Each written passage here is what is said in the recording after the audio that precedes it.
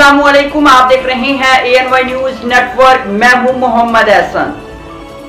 Bulletin में सबसे पहले आपको एक अहम खबर से आगाह करते हैं। शेखुपुरा से ब्यूरो चीफ सैयद शाहीन हुसैन बुखारी की रिपोर्ट के मुताबिक Sheikhupura Nabipura underpass school van में आग लग गई। वैन में मौजूद 18 बच्चों को रेस्क्यू 1122 की जानब से बर वक्त कार्रवाई करते हुए बचा लिया गया। आग वैन में लगे हुए LPG सिलेंडर में लीकेज की वजह से लगी। इतला मसूल होते ही रेस्क्यू कंट्रोल ने फ़ौरन एमरजेंसी गाड़ियां रवाना की। रेस्क्यू 1122 की फायर फाइटर्स ने फ़ौरन रिस्पॉन्स करके फायर फाइटिंग करते हुए आग पर काबू पा लिया। मगर सवाल ये पैदा होता है कि इन गाड़ियों में लगे हुए गैर कानूनी गैस सिलेंडर्स को ख़त्म करना किसकी जिम्मेदारी है।